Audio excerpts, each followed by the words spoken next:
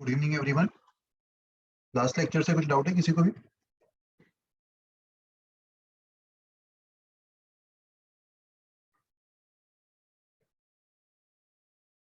No sir.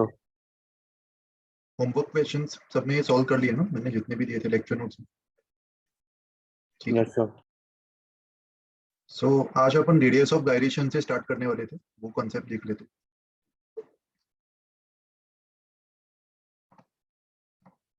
देखो, radius of gyration जो है वो मोमेंट ऑफ इनर्शिया से रिलेटेड है, तो इसका तुम्हें excuse me complete. Sir. Yes, sir बताओ। आप क्वेश्चंस डिस्कस नहीं करोगे? अगर तुम्हें डाउट है तो बताओ, डिस्कस कर लेते हैं। मैं वही पूछ रहा था, तुम्हें कोई पर्टिकुलर क्वेश्चन में डाउट है तो अपन डिस्कस कर लेते। Let me know. नहीं सर, चलेगा। ओके। अगर अटेम्प्ट करना बाकी है तो मेक श्योर कि वो तुम कर लो। अटेम्प्ट Yes, करने sir. के बाद में भी अगर तुम्हें कभी कभी डाउट आता है तो तुम लेक्चर के स्टार्ट में मुझे कभी भी पूछ सकते हो। ओके। तो रेडियस ऑफ गायरेशन देखो, मान लो कोई भी एक रैंडम सा ऑब्जेक्ट है, रैंडम शेप का, और किसी गिवन एक्सिस के about, let's say this is the axis, इस एक्सिस के अबाउट ऑब्जेक्ट का मोमेंट ऑफ इनर्शिया आई दिया हुआ है। ओके।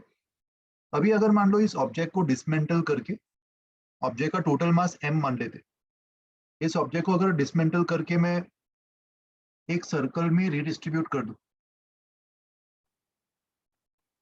इस एक्सिस के अबाउट, अगर मैं एक सर्कल ड्रॉ करूं with this axis as the centre,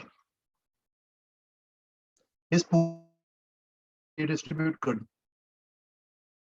और उस सर्कल का अगर मैं रेडियस k अज्यूम कर लूं सच दैट ओरिजिनल ऑब्जेक्ट का moment of inertia and circle में रीडिस्ट्रीब्यूट करने के बाद ये जो रिंग बन रहा है उसका मोमेंट ऑफ इनर्शिया इस गिवन एक्सिस के अबाउट सेम होना चाहिए। तो इस k को अपन बोल सकते हैं this k is the radius of gyration of the given object. और ये कैसे निकालेंगे? Original moment of inertia i और इस ऑब्जेक्ट को डिसमेंटल करके अगर मैं खाली सर्कल में रीडिस्ट्रीब्यूट कर रहा हूँ तो टोटल मास तो अभी भी उसका m ही रहेगा, और सर्कल में रीडिस्ट्रीब्यूट करने के बाद इसका मोमेंट ऑफ इनर्शिया क्या बन जाएगा? What is moment of inertia of a ring about its central axis? Radius k mr²। तो ये mk² बन जाएगा। So k² will be equals to i by m। तो k की वैल्यू i अपॉन m, इसका अंडर रूट। गायरेशन का मतलब it's something related to circle ना, सर्कुलर टर्न। तो यहाँ पे रेडियस ऑफ गायरेशन मतलब एक तरीके से कोई भी रैंडम शेप के ऑब्जेक्ट को अपन रीडिस्ट्रीब्यूट कर रहे हैं ना circular ring, such that moment of inertia में कोई इफेक्ट नहीं आया, वो सेम रहेगा, इक्विवेलेंट रहेगा। तो उस गिवन सर्कल का रेडियस ऑफ गायरेशन अपन under root of i by m, ये फॉर्मूला से निकाल सकते हैं। ये कॉन्सेप्ट समझ में आ गया सबको? तो तो next step रेडियस बस, ऑफ गायरेशन सारे पॉइंट्स के लिए कांस्टेंट रहेगा क्या? रेडियस ऑफ गायरेशन पूरे सिस्टम के लिए डिफाइन किया जाता है ना। हाँ। ऐसे इंडिविजुअल पॉइंट्स के लिए डिफाइन नहीं करते। अगर मान लीजिए ऑब्जेक्ट है कोई भी, तो इसका radius of gyration about axis के लिए अपन डिफाइन करेंगे, कंप्लीट ऑब्जेक्ट का, नॉट इंडिविजुअल पॉइंट्स। और उसको निकालने के लिए नेक्स्ट टाइम से अपन सिंपली मोमेंट ऑफ इनर्शिया को मास से डिवाइड करेंगे, टोटल मास से, सिस्टम का total moment of inertia divided by the total mass of the system, और उसका अंडर रूट। नेक्स्ट टाइम से सिंपली ये फॉर्मूला अप्लाई कर देंगे रेडियस ऑफ गायरेशन निकालने के लिए। यस ओके, बट तुम्हारी बैक ऑफ द माइंड में ये अंडरस्टैंडिंग भी होना चाहिए कि रेडियस ऑफ गायरेशन का सिग्निफिकेंस क्या है, एक्चुअल में ये कॉन्सेप्ट कैसे है। This is only for your understanding, but question को सॉल्व करने के लिए अपन बस ये फॉर्मूला अप्लाई करेंगे। ओके, इसको नोट कर लो। तो इसके सेंटर ऑफ मास पे कोई इफेक्ट आएगा क्या? नहीं, सेंटर ऑफ मास का कोई लेना देना नहीं रेडियस ऑफ गायरेशन। हमेशा किसी एक्सिस के अबाउट डिफाइन किया जाएगा। जिस तरीके से मोमेंट ऑफ इनर्शिया किसी एक्सिस के अबाउट डिफाइन किया जाता है ना, वो एक्सिस सेंटर ऑफ मास से पास कर भी सकता है, नहीं भी कर सकता है, यस सर। राइट? तो वैसे ही रेडियस ऑफ गायरेशन भी उसी एक्सिस के अबाउट अपन डिफाइन करेंगे। सो बेसिकली लेंथ है ना, लाइक एक लेंथ डायमेंशन दे लेंथ देगा वो, यस, एक तरीके से अपन को एक फील देगा कि जो गिवन ऑब्जेक्ट है उसके जो मासेस है वो गिवन एक्सिस से कितनी दूरी पर अपन ऑन एन एवरेज मान सकते हैं, उस बात की वो फील दे रहा है। समझ पा रहे? Yes sir. एक तरीके से इस ऑब्जेक्ट को ओरिजिनली जो गिवन ऑब्जेक्ट है उसके सारे पार्टिकल्स एक्सिस से सेम डिस्टेंस पे है कि अलग अलग डिस्टेंस पे? अलग अलग डिस्टेंस पे होंगे ओरिजिनल ऑब्जेक्ट के सारे पार्टिकल्स। Yes sir. और उन सारे पार्टिकल्स को अगर मैं सेम डिस्टेंस पे रखता हूँ तो वो सेम डिस्टेंस क्या होगा ताकि मोमेंट ऑफ इनर्शिया दोनों केसेस में सेम। समझ रहा है? इस बात की वो फील दे रहा है। जैसे फॉर एग्जाम्पल अगर मैं एक हॉलो स्फीयर लेता हूँ, हॉलो स्फीयर का moment of inertia about this axis कितना होगा? याद है? रिजल्ट भूल गए? 2/3 mr²। 2/3 mr²। तो इसी एक्सिस के अबाउट अगर मुझे रेडियस ऑफ गायरेशन निकालना हो तो आई अपॉन एम का अंडर रूट, तो ये 2/3 का अंडर रूट टाइम्स आर आ जाएगा। मतलब एक तरीके से अपन मान सकते हैं कि हॉलोस्फीयर के जितने भी पॉइंट पार्टिकल्स हैं उसको अगर मैं एक्सिस से √2/√3 टाइम्स आर के डिस्टेंस पे रखता हूँ तो मोमेंट ऑफ इनर्शिया सेम ही आ जाएगा। समझा? सिमिलरली सॉलिड स्फीयर का √2/√5 आर आ जाएगा रेडियस ऑफ गायरेशन। तो बस मोमेंट ऑफ इनर्शिया ही निकालना है। रेडियस ऑफ गायरेशन अगर पूछ रहे तो मोमेंट ऑफ इनर्शिया से ज्यादा कुछ फर्क नहीं। मोमेंट ऑफ इनर्शिया को मास से डिवाइड करके अंडर रूट ले लो, एक स्टेप बस बढ़ जाएगा रेडियस ऑफ गायरेशन निकालने के लिए। It's same as finding moment of inertia.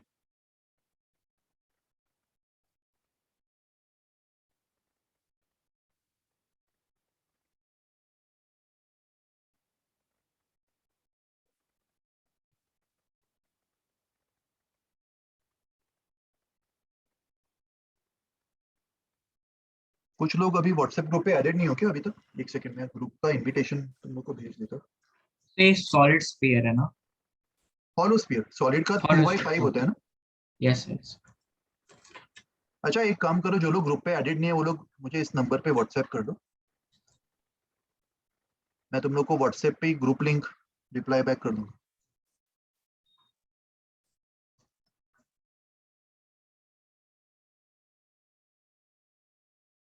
Sir वो होलोस्फीयर के बारे में एक और बार बता सकते हो? हॉलो स्फीयर का अगर मुझे इस एक्सिस के अबाउट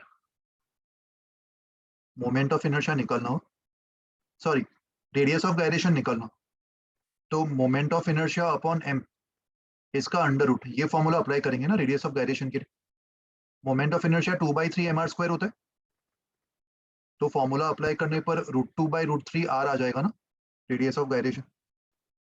यस सर। तो बस इतना ही समझना है इसमें, और कुछ एक्स्ट्रा नहीं।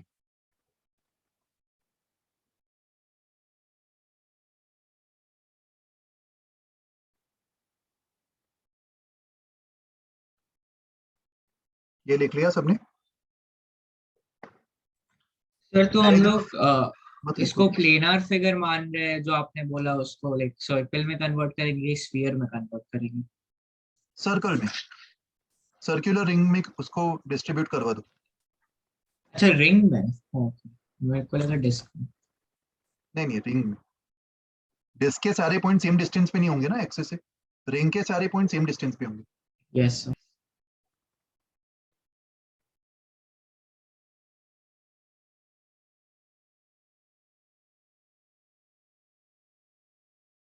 सर तो रेडियस ऑफ गायरेशन का क्या कोई ऐसा मतलब प्रैक्टिकल यूटिलिटी है क्या सर? प्रैक्टिकल यूटिलिटी बस यही है कि वो तुम्हें फील देता है कि कोई ऑब्जेक्ट किसी एक्सिस के अबाउट किस तरीके से डिस्ट्रीब्यूटेड है, उस बात की जानकारी दे रहा है ना वो। जैसे हॉलोस्फीयर का रेडियस ऑफ गायरेशन कितना आया?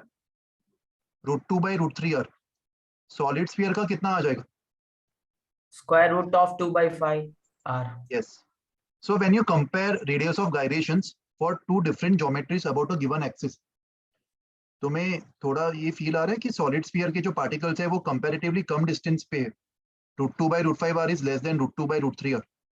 तो खाली रेडियस ऑफ गायरेशन को कंपेयर करके तुम बता सकते हो ना। सर तो जो ऑब्जेक्ट ऑलरेडी सर्कुलर है, हाँ, उनका like radius of gyration is equal to the given radius, right? Obviously अगर ऑलरेडी वो एक रिंग के ऊपर है तो रेडियस ऑफ गायरेशन उसी रिंग का रेडियस होगा। यस। ठीक है।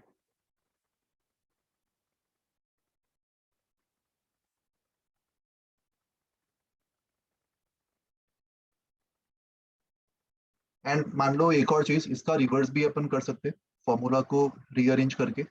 किसी ऑब्जेक्ट का अगर तुम्हें रेडियस ऑफ गायरेशन दिया हुआ है तो उसका moment of inertia upon simply mk² से निकाल सकते हैं. This is indirect way of specifying moment of inertia.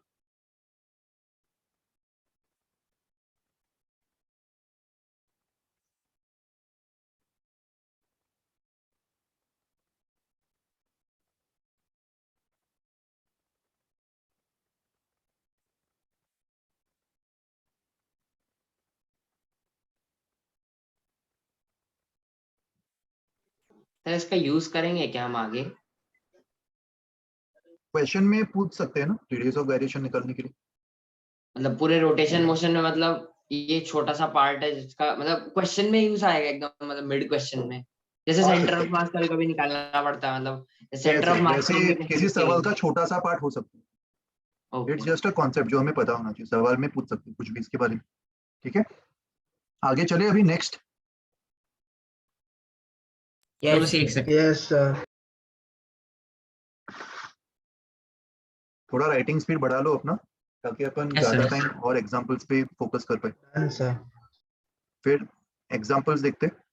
जैसे किसी रॉड का अगर मुझे रेडियस ऑफ गायरेशन निकालना है about an axis passing through the end of the rod, तो मोमेंट ऑफ इनर्शिया मुझे पता है एंड के अबाउट ml²/3 होता है.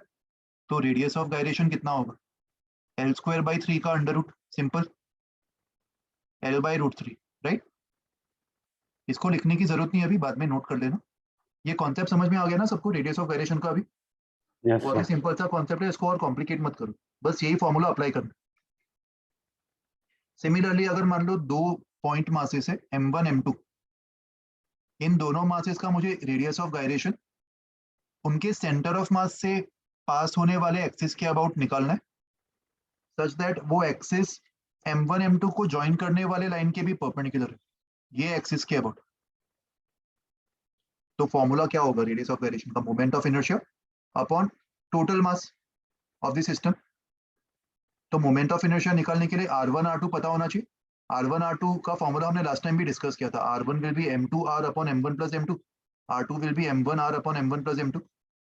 तो सिस्टम का मोमेंट ऑफ इनर्शिया जो है वो m1 r1² plus m2 r2² आ जाएगा. r1 r2 की वैल्यूज डाल दो इसमें, तो मोमेंट ऑफ इनर्शिया मिल जाएगा. एंड सिस्टम का टोटल मास क्या लेंगे? m1 plus m2. तो रेडियस ऑफ गायरेशन जो है वो moment of inertia upon m1 plus m2, इसका under root. Moment of inertia तुमने यहाँ से सॉल्व कर लिया था, ये वैल्यू यहाँ पे डाल देना. तो सिंप्लीफाई करने पर तुम्हें रेडियस ऑफ गायरेशन मिल जाएगा finally in terms of m1 m2 and r. तुम लोगों ने सेंटर ऑफ मास में पढ़ा था रेड्यूस्ड मास के बारे में. रेड्यूस्ड मास m1 m2 upon m1 plus m2 yes होता सर, है. Yes, sir. स्प्रिंग में बहुत काम आता है. Yes. Centre of mass final answer भी इसी फॉर्मेट में आ जाएगा, रेड्यूस्ड मास इनटू r². ये कॉम्पैक्ट फॉर्म में आ जाएगा फाइनल आंसर. बट इसको डिराइव करने का तरीका कैसे कैसे करेंगे? सिंपली ये फॉर्मूला ही अप्लाई करना है. मोमेंट ऑफ इनर्शिया हमें निकालना आता है, तो अंडर रूट ऑफ I/m ये यूज करके तुम किसी भी सिस्टम का रेडियस ऑफ गायरेशन किसी भी एक्सिस के अबाउट निकाल सकते हो. अंडरस्टूड? इसको भी बाद में नोट कर लोगे. Is it okay? Yes, sir. चलो आगे बढ़ते. सर पर अगर 2 पॉइंट है तो मतलब उसको रिंग के अराउंड कैसे डिस्ट्रीब्यूट कर सकते हैं? इनफाइनाइट पॉइंट्स होने चाहिए. ऐसा कुछ जरूरी नहीं है, मैं रिंग के ऊपर डिस्क्रीट पॉइंट्स भी डाल सकता हूँ. पूरा रिंग कवर करना जरूरी थोड़ी है. मैं रिंग के सर्कमफ्रेंस पे कहीं पे भी उनको डाल सकता हूँ. ये रिंग बस एक हाइपोथेटिकल रिंग है जिसपे मैं गिवन ऑब्जेक्ट के मास को डिसमेंटल करके उसके मास को मैं इस रिंग के किसी भी पॉइंट पे रीडिस्ट्रीब्यूट करवा सकता हूँ. अगर मैं रिंग के खाली एक पॉइंट पे भी उनको रीडिस्ट्रीब्यूट करवा रहा हूँ उससे भी कुछ फर्क नहीं पड़ेगा ना, एक ही बात है. और रिंग के अगर इनफाइनाइट पॉइंट्स पे करवा दो तो भी चलेगा, 2 पॉइंट्स पे करवाया तो भी चलेगा, आंसर सेम ही आएगा ना हर एक केस में. mr². सर और हम ये अज्यूम कर रहे हैं कि वो जो रिंग बना रहे हैं उसके सब इनफाइनाइट स्मॉल मासेस इक्वल मास, मतलब इक्वली यूनिफॉर्म डिस्ट्रीब्यूशन कंपलसरी नहीं है, मैं वही बोल रहा हूँ. नॉन अच्छा. यूनिफॉर्म डिस्ट्रीब्यूशन हुआ तो भी चलेगा ना. ओके. मान ले पिछले एग्जांपल में ये ऑब्जेक्ट का मास m था ना, तो इसको डिसमेंटल करके जो मैं रीडिस्ट्रीब्यूशन कर रहा हूँ यस. ये यूनिफॉर्म होना कंपलसरी नहीं है. इनफैक्ट मैं इस पूरे मास को एक पॉइंट पे भी रीडिस्ट्रीब्यूट कर सकता हूँ तो भी मोमेंट ऑफ इनर्शिया mk² ही आ जाएगा ना. मैं एक पॉइंट पे करूँ, 2 पॉइंट पे करूँ या फिर इनफाइनाइट पॉइंट्स पे कर दूं, नॉन यूनिफॉर्मली किया तो भी चलेगा, उससे भी सर मोमेंट ऑफ तो इनर्शिया में कोई अगर फर्क नहीं आएगा। आपके पास 2 पॉइंट मास है, जैसे इस एग्जांपल में था इसके बाद वाले में, सो उसको लाइक आप एक रिंग में कैसे अरेंज करोगे, लाइक 2 पॉइंट मास को? अरे भाई मैं वही बोल रहा हूँ कि रिंग के पूरा रिंग कवर करना कंपलसरी नहीं है ना, मैं रिंग खाली एक हाइपोथेटिकल रिंग अज्यूम कर रहा हूँ और उस रिंग के मैं एक ही पॉइंट पे भी उसको डाल सकता हूँ। मैं यहाँ पे वही तो एक्सप्लेन कर रहा हूँ। R1 plus R2 by 2 होना चाहिए।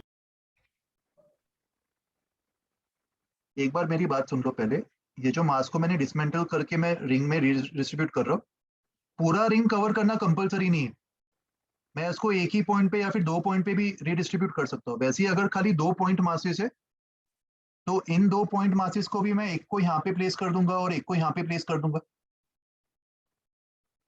बट ये सब अभी सवाल के पर्सपेक्टिव से अगर मैं तुमसे कहूँ तो ये सब सोचने की जरूरत ही नहीं है, ये सब अननेसेसरीली तुम अपने कॉम्प्लिकेशंस बढ़ा रहे हो, सॉल्विंग का तुम टाइम बढ़ा रहे हो, ये सब सोचो मत, ये सब खाली एक कॉन्सेप्चुअल चीज है।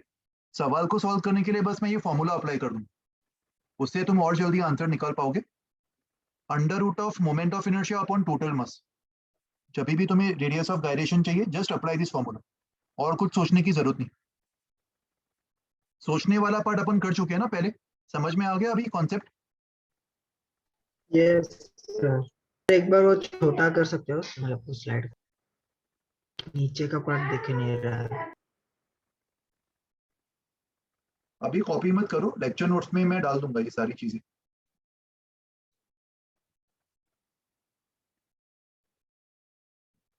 Yes sir.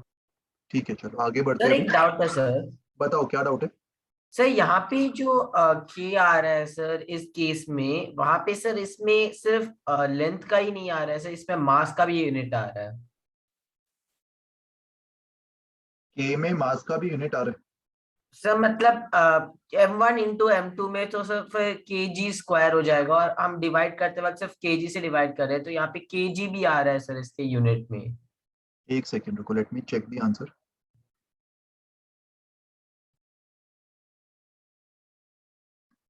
ये आंसर होगा, ये एक्चुअली यहाँ पे आंसर गलत दिया हुआ है, सही बोल रहे हो, इस फॉर्मेट में नहीं आएगा answer, this is not the final answer.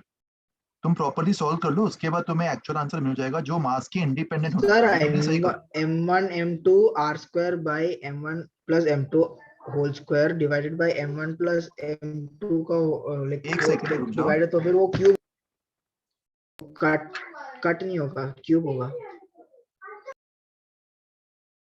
देखो फाइनल एक्सप्रेशन यहाँ पे लिखा हुआ है, ये फाइनल, तो यहाँ पे तुम देख रहे हो ऊपर M1 M2 है और नीचे M1 plus M2 का स्क्वायर है, तो मास के टर्म्स कैंसिल हो रहे हैं ना, यस सर। मतलब यूनिट वाइज। तो फाइनल आंसर कुछ ऐसा होगा, M1 M2 का under root upon M1 plus M2। ये बाद में तुम कैलकुलेशन से वेरीफाई कर लेना, ये रेडियस ऑफ गायरेशन होगा, ठीक है, ये वेरीफाई कर लो यहाँ से। अच्छा अभी एक और नेक्स्ट कॉन्सेप्ट अपन देखेंगे कि मोमेंट ऑफ इनर्शिया अगर किसी हाफ ज्योमेट्रीज का निकालना हो, जैसे आधा रिंग या फिर आधा डिस्क, हेमिस्फीयर, सो हाफ का कैसे निकालेंगे उसको समझ लेते हैं। वहां पे बढ़ने से पहले रेडियस ऑफ गायरेशन का कॉन्सेप्ट क्लियर हो गया सबके लिए? और कुछ पूछना है किसी को भी? ठीक है No, चलो अभी sir. आगे थोड़े और अच्छे एग्जांपल्स देखते हैं हाफ ज्योमेट्रीज के मोमेंट ऑफ इनर्शिया निकालने के लिए।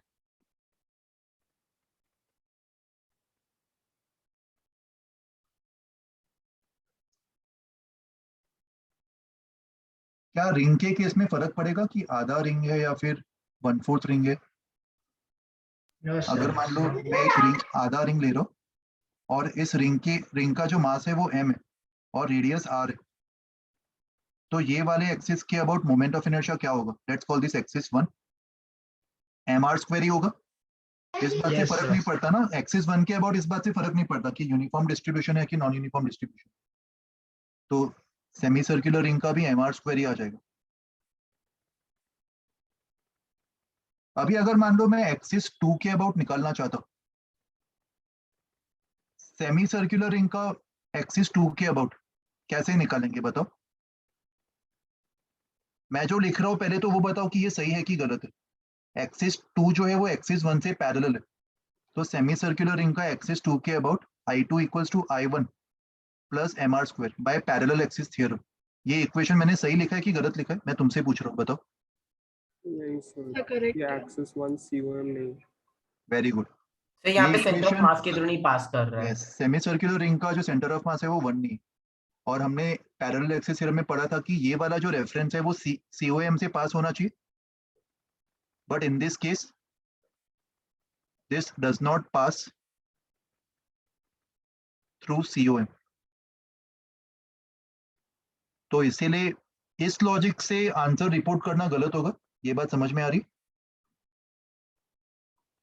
Yes, sir. मैं डायरेक्टली सेमी सर्कुलर रिंग पे ये थियरम अप्लाई नहीं कर सकता क्योंकि पॉइंट 1 जो है वो रिंग का सेंटर ऑफ मास नहीं होगा।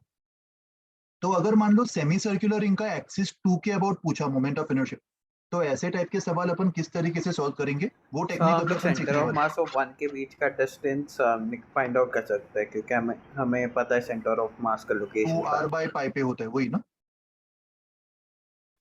यही बोल रहे हो ना? ये Yes, sir. सेंटर ऑफ मास वो थोड़ा Yes, सा sir. लेंदी हो जाएगा, वो भी कर सकते हो।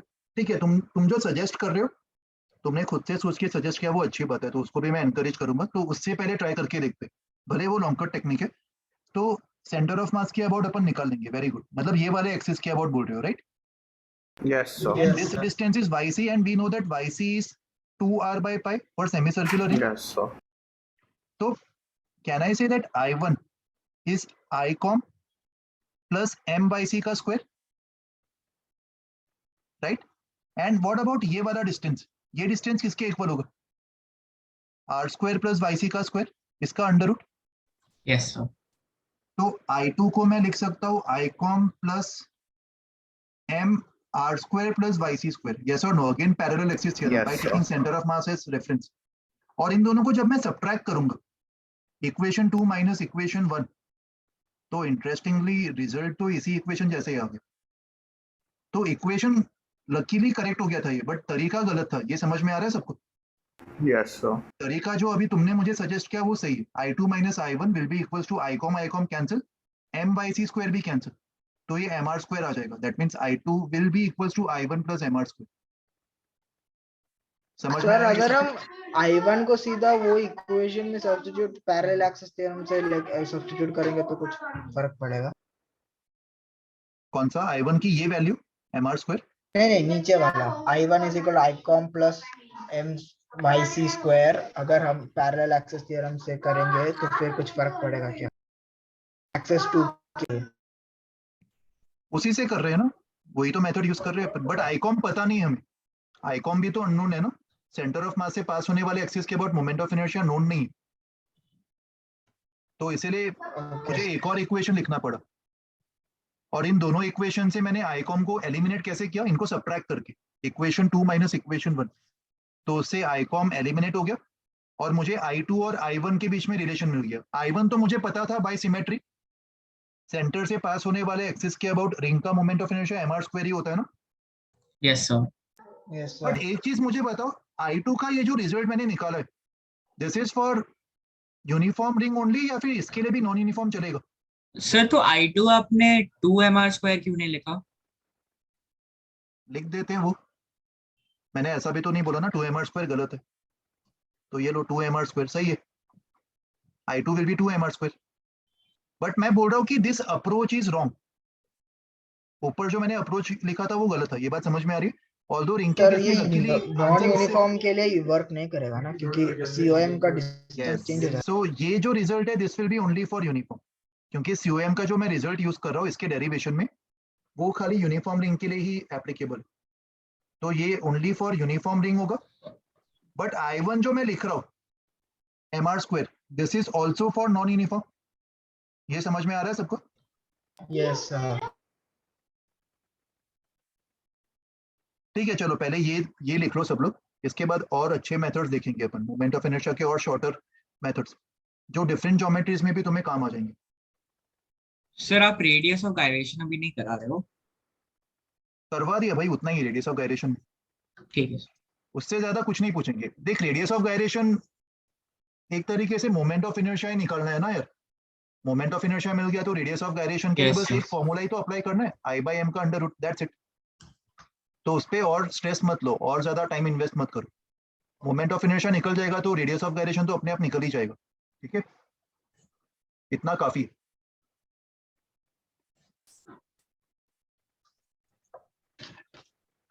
YC कैसे निकाला, वो COM का स्टैंडर्ड रिजल्ट है। सेंटर ऑफ मास रिवाइज कर लो सब लोग। सेंटर ऑफ मास की बुकलेट और HC वर्मा सॉल्व किए तुम लोग ने पूरा? Yes, sir. ओके।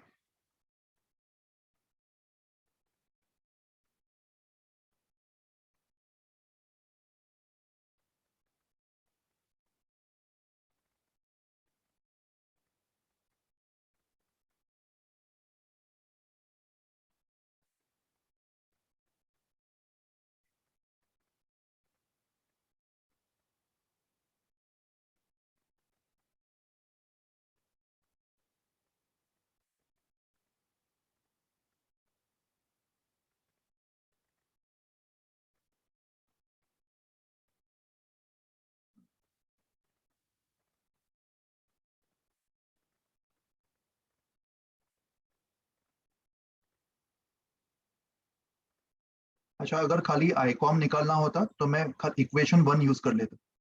इक्वेशन 1 से आईकॉम की वैल्यू सर तो minus, I2 is equal to I1 plus MR square, ये सिर्फ यूनिफॉर्म रिंग के लिए, राइट? यस यस, वो सिर्फ यूनिफॉर्म के लिए होगा। तो आईकॉम की value MR² minus M 2R by pi का होल स्क्वायर।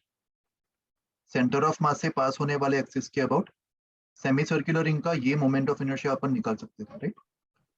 सर तो ये कंक्लूजन कुछ सेमी सर्कुलर रिंग के लिए लाइक कुछ स्पेशल थोड़ी है, लाइक ये तो सारे प्लेनर ऑब्जेक्ट्स के लिए ट्रू है कि जो हमने like standard moment of inertia जो लिखा है वो सारे यूनिफॉर्म शेप्स नहीं, डिस्क के केस में तो यूनिफॉर्म ही चाहिए ना, MR²/2। वो नॉन यूनिफॉर्म के लिए नहीं चलेगा। खाली रिंग के केस में यही एक स्पेशल एक्सिस है, एक्सिस 1, जिसमें नॉन यूनिफॉर्म रिंग हुआ तो भी मोमेंट ऑफ इनर्शिया MR² ही रहेगा। समझ गए।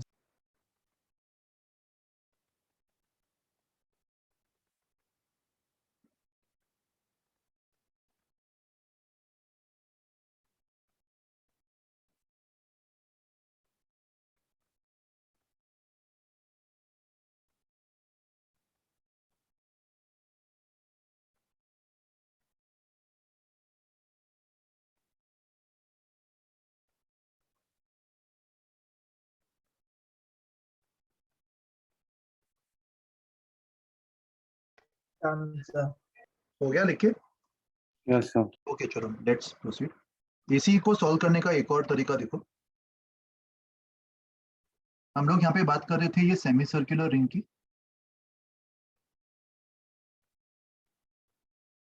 इसका मास m है और रेडियस r है। मास m जो है वो सेमी सर्कुलर रिंग का ही, ठीक है? और एक्सिस 1 के अबाउट हमने निकाल लिया था। एक्सिस 2 के अबाउट निकालने का एक और तरीका देखो। यहाँ पे इमेजिन करो कि ये कंप्लीट रिंग है। हाइपोथेटिकली मैं एक और नीचे सेमी सर्कुलर रिंग ड्रॉ कर रहा हूँ और इस रिंग को कंप्लीट कर रहा हूँ। तो इस कंप्लीट रिंग का मास क्या होगा? 2M. कंप्लीट रिंग का मास 2m हो जाएगा। और पॉइंट 1 जो है वो कंप्लीट रिंग का तो सेंटर ऑफ मास ही है ना? Yes sir. कंप्लीट रिंग का सेंटर ऑफ मास ही हो, तो कंप्लीट रिंग का मोमेंट ऑफ इनर्शिया अबाउट 2 निकाल देते। I2 for complete ring equals to I1 for complete ring plus total mass of the complete ring into r²। ये parallel Yes, sir. Axis theorem मैंने सही से अप्लाई किया, right? Yes sir. पूरे ring के लिए। इसमें और भी ये पूरे रिंग, यूनिफॉर्म है, राइट? हाँ इसमें भी मैं यूनिफॉर्म मान के चल रहा हूँ, करेक्ट। तो यहाँ पे I2 फॉर पूरा रिंग मुझे मिल जाएगा। I1 जो है वो 2m r² होगा, पूरे रिंग का मास इंटू r², और ये अगेन 2m r²। तो पूरे रिंग का मोमेंट ऑफ इनर्शिया एक्सिस 2 के अबाउट हमें मिल गया 4m r²। अभी मुझे बताओ कि जो ऊपर वाला हाफ है, ऊपर वाला जो हाफ है और जो नीचे वाला हाफ है, उसका कंट्रीब्यूशन एक्सिस 2 के अबाउट मोमेंट ऑफ इनर्शिया में सेम होगा कि अलग होगा? सेम तो सेम होगा होगा दोनों हाफ्स का कंट्रीब्यूशन क्योंकि सेम होगा, moment of inertia scalar quantity है ना। Scalar quantity, yes. एंड दोनों हाफ्स जो है वो इक्वली अरेंज्ड है ना, एक्सिस 2 के अबाउट सिमेट्रिकल सर। अरेंजमेंट है पर दोनों का, अगर नॉन यूनिफॉर्म है तो फिर तो सेम नहीं होता, इसीलिए मैं यहाँ पे Yes, यूनिफॉर्म रिंग मान के चल रहा हूँ, ठीक है। नॉन यूनिफॉर्म का बस ये एक्सिस के अबाउट ही अपन हमेशा सेम मान सकते थे, बाकी सबके लिए अपन यूनिफॉर्म ही मान के चलेंगे बाय डिफॉल्ट। तो दोनों हाफ्स का सेम होगा ना, तो यस एक्सिस 2 के अबाउट हाफ रिंग का मोमेंट ऑफ इनर्शिया पूरे रिंग के कंपैरिजन में हाफ हो जाएगा, ये बोल सकते हैं अपन। Yes sir. तो इस Yes, लॉजिक से भी sir. आंसर 2mr² आ गया, समझा ये लॉजिक सबको? ये लॉजिक बेटर है Yes, सर। Yes sir. हाँ, तो ये लॉजिक से तुम थोड़ा और फास्टर वे में आंसर निकाल सकते हो। एंड इस लॉजिक का भी एक और मैं शॉर्टकट तरीका बता रहा हूँ, I don't want you to do even this steps, ये स्टेप्स भी एग्जाम में तुम बचा सकते हो। तो अगर तुम्हें दिख रहा है कि कंप्लीट रिंग का मोमेंट ऑफ इनर्शिया तुम किसी एक्सिस के अबाउट निकाल रहे हो, मान लो टारगेट है हाफ रिंग का ही निकाल लो, मैं रिंग भी नहीं लिख रहा हूँ, हाफ ज्योमेट्री, हाफ ज्योमेट्री का मुझे moment of inertia about axis निकालना है। तो मैं क्या करूंगा, पहले मैं उस ज्योमेट्री को कंप्लीट करूंगा, रिंग को कैंसिल करके मैं ज्योमेट्री वर्ड ऐड कर देता हूं ताकि तुम जनरली हर किसी के लिए अप्लाई कर पाओ। कंप्लीट ज्योमेट्री का मैं निकालूंगा moment of inertia about that axis, और अगर मुझे दिख रहा है कि कंप्लीट ज्योमेट्री में दोनों हाफ्स का इक्वल कंट्रीब्यूशन है, दोनों हाफ्स का अगर इक्वल कंट्रीब्यूशन है फॉर मोमेंट ऑफ इनर्शिया, तो जो भी कंप्लीट का आता सेम मोमेंट ऑफ इनर्शिया में हाफ के लिए रिपोर्ट कर देता। समझ पा रहे हो इस बात को? कंप्लीट के लिए मैं कौन सा मास यूज करूंगा, पूरे रिंग का या पूरे ज्योमेट्री का? Yes sir. और हाफ के लिए भी मैं हाफ ज्योमेट्री का यूज करूंगा, use mass as that of half geometry. तो देखो एक सेकंड, मैं तुम्हें ये एग्जांपल से बता देता हूँ। यहाँ पे अगर मान लो मेरे सामने ये सवाल आता कि येलो कलर का आधा रिंग है, उसका मोमेंट ऑफ इनर्शिया मुझे एक्सिस 2 के अबाउट निकालना है, राइट? मैंने रिंग कंप्लीट किया, अपने दिमाग में मान लो मैंने कंप्लीट कर लिया रिंग, इमेजिन कर लिया कि रिंग को कंप्लीट करने पर क्या सिचुएशन होगी। तो रिंग को कंप्लीट करने पर तुम इमेजिन कर पा रहे हो कि ऊपर वाला हाफ और नीचे वाला हाफ दोनों का कंट्रीब्यूशन एक्सिस 2 के अबाउट सेम होता। Yes sir. तो जैसे ही तुमने ये चीज वैलिडेट की, तुम पूरे रिंग का पहले मोमेंट ऑफ इनर्शिया निकाल लो एक्सिस 2 के अबाउट। पूरे रिंग का निकालना आसान होगा, mr² प्लस mr²। सेम थोड़ी होता है सर, लाइक फुल रिंग का तो डबल होता है ना। एक बार सुन लो मेरी बात, मैं एक एक स्टेप बता रहा हूँ, एक बार वो सुन लो पहले, I will come back to your doubt. मैंने पहले क्या बोला तुमसे कि इमेजिन करो कि तुम रिंग को कंप्लीट कर लो। मैं बोल रहा हूँ कि दोनों हाफ्स का सेम है कि नहीं वो पूछ रहा हूँ मैं तुमसे, ये वैलिडेट कर Yes, पा रहे sir. हो? अपर Yes, हाफ sir. का एंड लोअर हाफ का सेम है मोमेंट ऑफ इनर्शिया। उस केस में पूरे रिंग का अगर मैं मास m मान रहा हूँ, तो पूरे रिंग का moment of inertia mr² plus mr², 2mr² होगा। यस और no? Yes, sir. And half ring का अगर मास m है तो हाफ रिंग का भी 2mr² ही हो जाएगा। ये लॉजिक अगर तुम सोच पा रहे हो तो तुम्हें कुछ लिखने की जरूरत ही नहीं है, तुम एक दो लाइन में आंसर निकाल लो। समझ पा रहे हो? बताओ अभी कुछ डाउट है? तो ये वाला एक बार वापस बताएंगे? एक बार मैं वापस बता देता हूँ।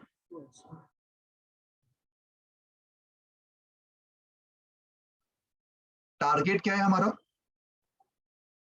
हाफ ज्योमेट्री का मोमेंट ऑफ इनर्शिया निकलना अबाउट सम एक्सिस, क्लियर? और हाफ ज्योमेट्री का मास में m मान लेता हूं, ठीक है? अपन इमेजिन क्या करेंगे, सबसे पहले हम क्या चेक करेंगे ज्योमेट्री को कंप्लीट करने पर?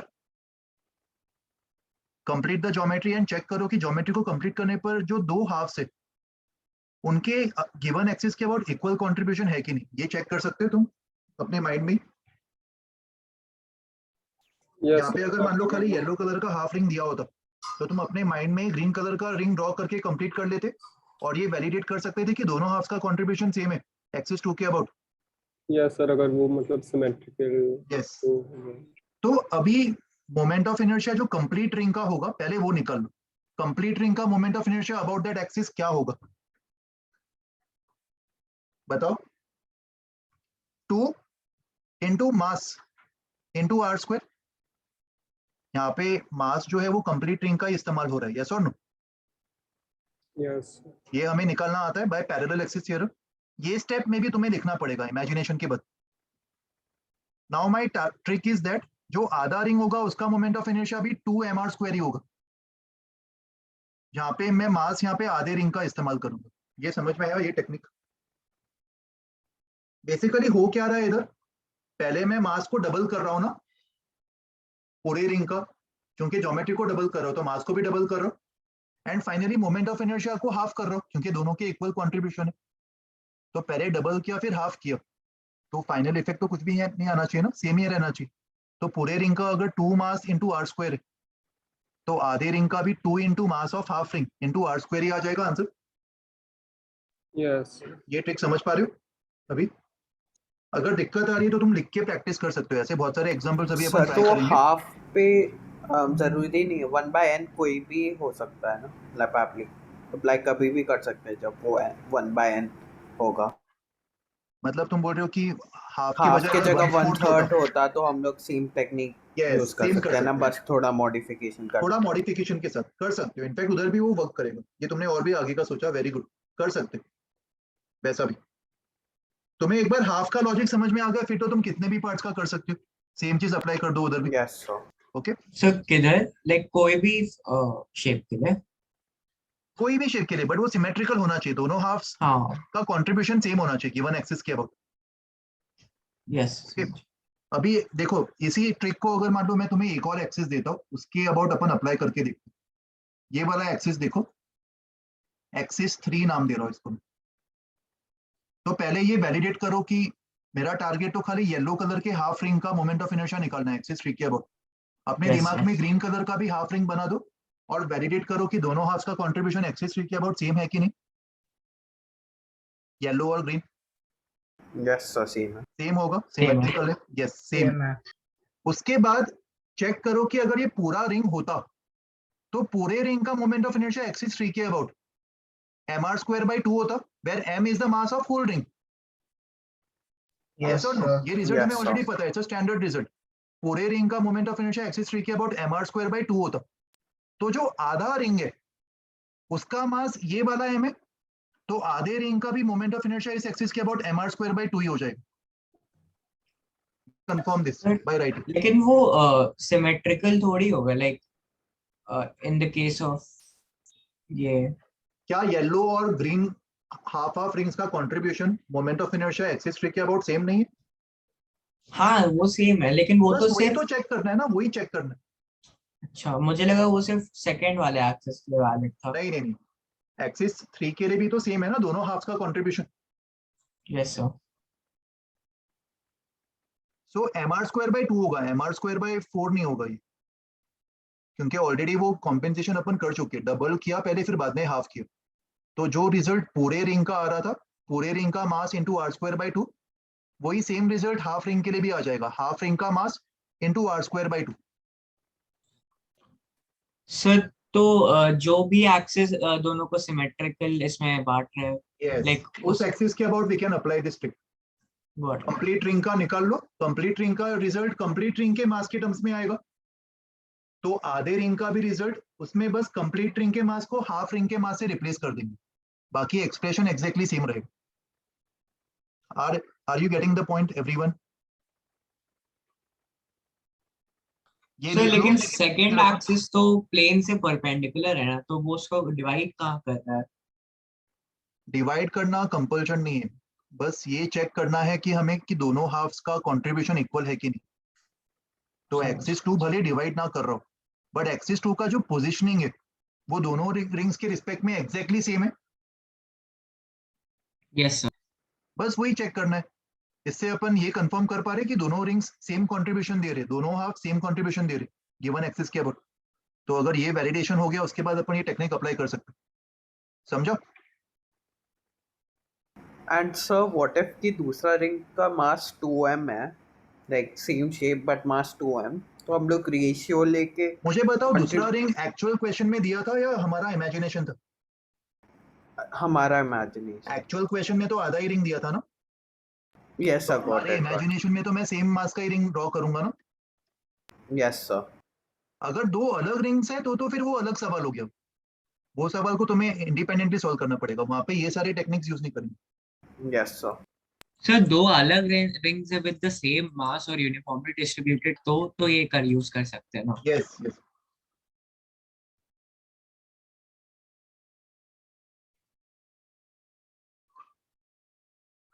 एक्सिस 3 के अबाउट सबको समझ में आ गया ना कि mr²/2 कैसे आया?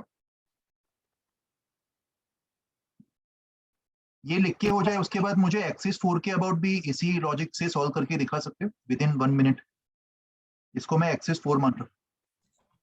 तो एक्सिस 3 के अबाउट अगर इक्वल है तो एक्सिस 4 के अबाउट भी इक्वल होगा ना, क्योंकि सेम ही आ जाएगा, करेक्ट, क्योंकि एक्सिस 4 के अबाउट भी तुम देख पा रहे हो येलो और ग्रीन दोनों हाफ का कंट्रीब्यूशन सेम है। एंड कंप्लीट रिंग का mr²/2 ही होता है एक्सिस 4 के अबाउट, तो हाफ रिंग का भी mr²/2 ही होगा। नहीं सर, लाइक इस इससे अच्छा लाइक वी कैन डायरेक्टली से कि i3 is equal to i4, तो मतलब वो तो इक्वल ही आएगा। इतना ऑब्वियस नहीं है ना, क्योंकि मैं आधे रिंग की बात कर रहा हूँ। तो हाफ हाँ रिंग के सर। लिए मुझे बताओ क्या i3 and i4 axis same अच्छा अरेंजमेंट में है नहीं आधे नहीं रिंग के नहीं लिए? सर, इतना नहीं ऑब्वियस सर। नहीं। वो यस कंप्लीट सर। रिंग के इमेजिनेशन से ही तुम इतना ऑब्वियस बना पा रहे हो उसको, समझो? Yes sir.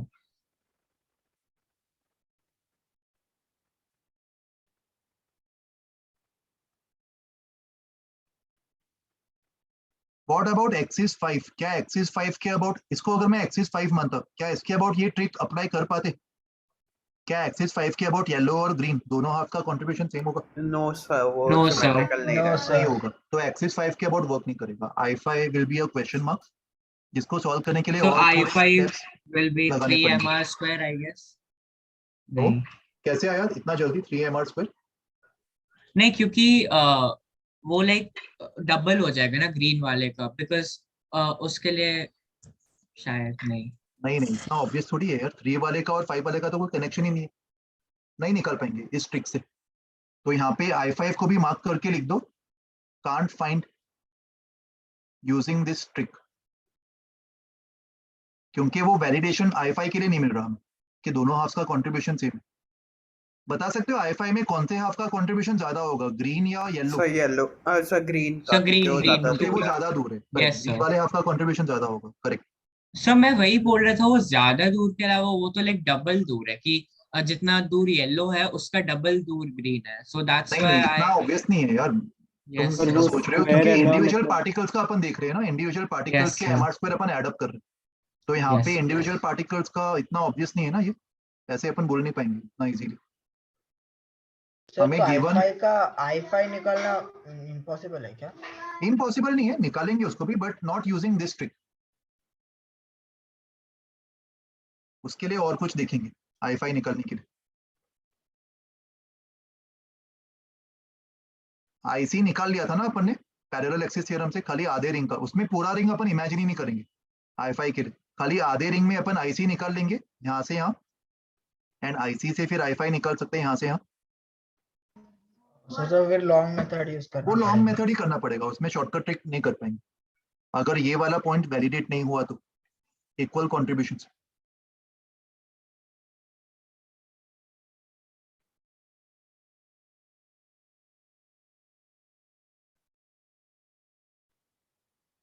सर अगर हम i5 की जो सेमी सर्कुलर रिंग है उसके लाइक पीछे लाइक ऊपर एक इन्वर्टेड सेमी सर्कुलर रिंग रखेंगे तो फिर होगा क्या कुछ? इन्वर्टेड सेमी सर्कुलर रिंग मतलब ऐसा कुछ बोल रहे हो ना तुम?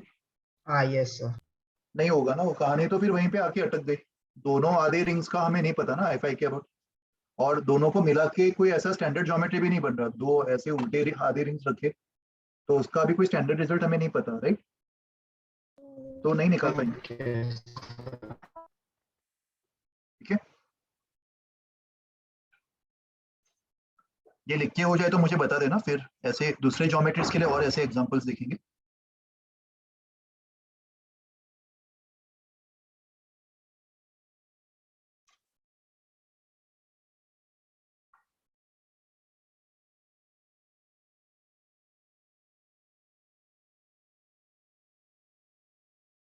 अच्छा, इसी स्लाइड पे i5 निकालने का भी मैं टेक्निक बता देता हूँ। ये yc हमें पता है कितना, 2r/π। Yes sir. तो ic को मैं i1 माइनस m/c का स्क्वायर लिख दूंगा, राइट, पैरेलल एक्सिस थ्योरम से। एंड i5 को ic plus m r minus yc का स्क्वायर। ये समझ में आया कि नहीं सबको, बताओ। ये वाला डिस्टेंस जो है वो r माइनस yc सर होगा। आपने माइनस क्यों किया, वो प्लस होता है ना। वो प्लस होता है मगर सेंटर ऑफ मास के साइड पे प्लस होता है, को मैंने रीअरेंज करके माइनस किया, देख पा रहा है ये। i1 जो है वो ic प्लस m/c स्क्वायर होता है ना, यस सर। तो दूसरे साइड ले जाने पर ic will be i1 minus m/c square. पर ये तो स्केलर क्वांटिटी होता है ना। स्केलर क्वांटिटी होता है तो टर्म्स को रीअरेंज नहीं कर सकते अपन, अच्छा हाँ हाँ a yes b yes plus c and a minus b समझ will गया। not be equals to c। वही यस कर रहा हूँ ना इधर में, अच्छा अच्छा उनको हाँ रीअरेंज हाँ कर रहा हूँ। Yes yes sir. तो हाँ वो मैंने डायरेक्टली वो स्टेप स्किप करके लिख दिया डायरेक्टली, इसलिए शायद तुम कंफ्यूज हो रहे हो। हाँ हाँ वही अभी समझ में आ गया, अभी यस दिख गया। Yes yes sir. ओके, तो एक बार ic मिल गया, फिर देन अगेन i5 को मैं ic के रेफरेंस से निकाल सकता हूँ। i5 will be ic plus m into 5 और c के बीच का डिस्टेंस जो कि r माइनस yc होगा, उसका स्क्वायर।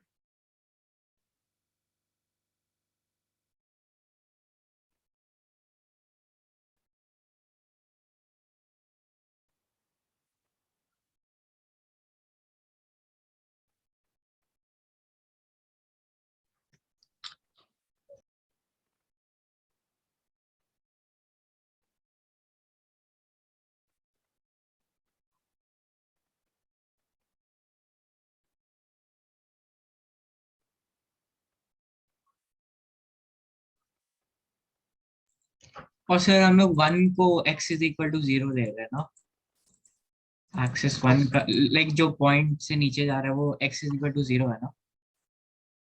क्या जीरो है? अ, वो एक्सिस 1 का है, हाँ सर वो point x is equal to 0 है ना उसका। हाँ, अगर तुम इसको x एक्सिस डिफाइन कर रहे हो और इसको ओरिजिन, तो x इक्वल टू 0 से वो पास हो रहा है, बोल सकते हैं sir. Yes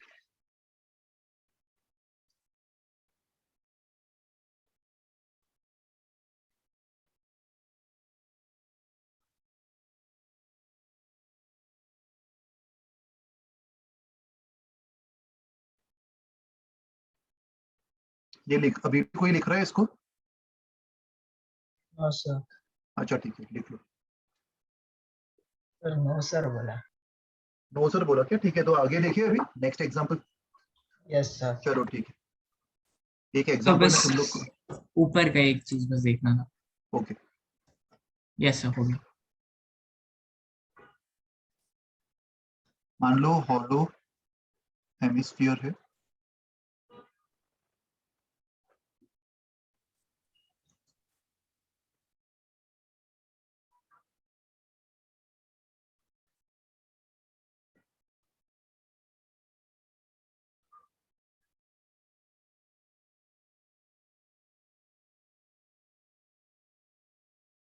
axis 2,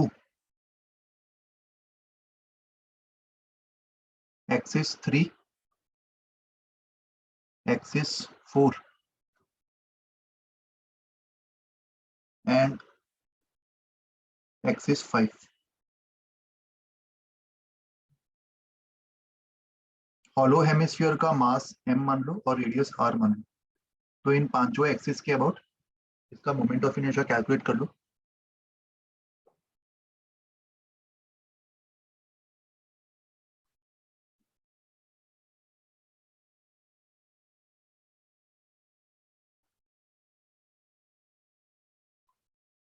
complete sphere का रिजल्ट पता है ना, पूरे हॉलो स्फीयर का मोमेंट ऑफ इनर्शिया किसी भी डायमीटर के अबाउट कितना होता है?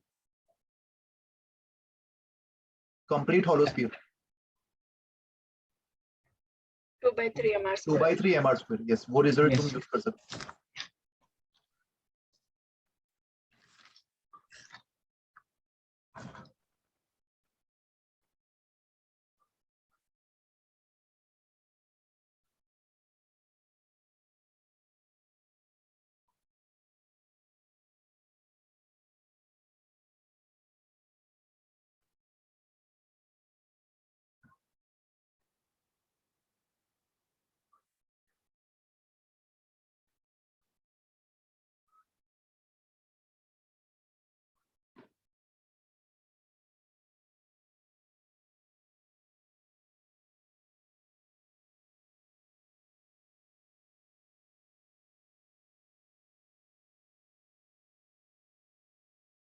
सर हॉलो स्फीयर का 2/3 mr² होता है ना? यस, किसी भी डायमीटर के लिए।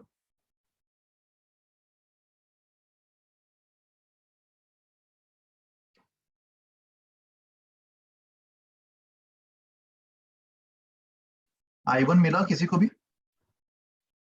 सर 1/3 I1 और mr²। I2 इक्वल होगा ना sir, 2/3 Yes. mr²। Yes, 2/3 mr²। वो शॉर्टकट ट्रिक से आ रहा है easily answer. Yes yes sir. Sir. Sphere को कंप्लीट कर दो। स्पीयर को कंप्लीट करने पर जो दोनों हाफ है, उन दोनों हाफ्स का कंट्रीब्यूशन एक्सिस 1 और 2 के अबाउट सेम ही होगा। तो एक्सिस 1 और 2 के अबाउट वो ट्रिक अप्लाई कर सकते हैं। कंप्लीट स्पीयर का 2/3 mr² होता है, तो हेमिस्फीयर का भी 2/3 mr² ही होगा, 1 और 2 के अबाउट। सर आपने हॉलो हेमिस्फीयर का मोमेंट ऑफ इनर्शिया कहाँ दिया था? आपने सिर्फ हॉलो स्फीयर का दिया था ना? मैंने क्या दिया था? आपने हॉलो स्फीयर का मोमेंट ऑफ इनर्शिया दिया था 2/3 mr²। कितना दिया था? 2/3 mr² ही दिया था ना? Yes sir. तो ओ तुम्हारा हाँ डाउट क्या आ हाँ रहा है? यस। अच्छा तो इसका भी तो सेम ही है। यस समझ। हेमिस्फीयर का मैं सेम स्टैंडर्ड रिजल्ट, रटा हुआ रिजल्ट से नहीं बोल रहा हूँ, जो अपन ने ट्रिक सीखा उससे बोल रहा हूँ। समझा? यस वो यस ट्रिक अप्लाई यस कर। यस समझिए समझिए।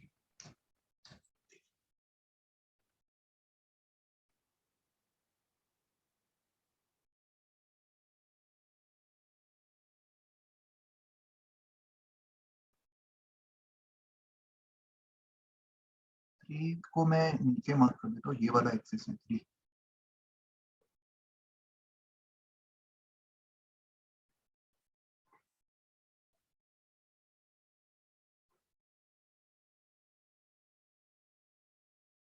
I3 का रिजल्ट मिला किसी को भी?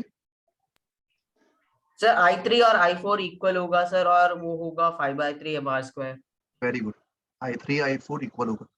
अगेन पूरा स्पीयर कंप्लीट करो एंड स्पीयर के दोनों हाफ्स का मोमेंट ऑफ इनर्शिया 3 और 4 के अबाउट सेम होगा। सर सिमेट्री 3 मतलब 3 पे कैसे सिमेट्रिकल रहेगा? देख मैं बताता हूँ 3 पे कैसे होगा। ये वाला एक्सिस 3 है ना, हाँ और ये वाला ऊपर वाला हाफ है, और अपने यस इमेजिनेशन में तू नीचे वाला हाफ भी कंस्ट्रक्ट कर देगा। या तो ऊपर वाला ग्रीन हाफ और नीचे वाला पर्पल हाफ, ये दोनों हाफ्स येलो कलर के एक्सिस एक्सिस 3 से इक्वली अरेंज्ड है ना, सेम पैटर्न में अरेंज्ड है, यस सिमेट्रिकल दिख ओके। रहा है अभी? हाँ हाँ यस तो सर उससे समझ अपन बोल गया। पाते। तो इसलिए पूरे स्पीयर का एक्सिस 3 के अबाउट पैरेलल एक्सिस थ्योरम से 2/3 mr² प्लस mr², 5/3 mr² होता कंप्लीट स्पीयर का। तो आधे स्पीयर का भी इतना ही आ जाएगा। And same we can say for axis 4 also. 5 के अबाउट थोड़ी मेहनत करनी पड़ेगी, 5 के अबाउट ये ट्रिक नहीं चलेगा, है ना? दोनों हाफ्स का यस कंट्रीब्यूशन सर सेम नहीं है 5 के दोनों अबाउट। हाथ तो सेंटर ऑफ सर मास तो वाला हम लोग एक्सिस 3 से एक्सिस 2 को पैरेलल ले लिए ना? एक्सिस 3 से एक्सिस 2 को पैरेलल, तभी हम लोग ने पैरेलल एक्सिस थ्योरम अप्लाई किया। नहीं, किसके कैलकुलेशन के लिए पूछ रहे हो? 3 और 4 के लिए?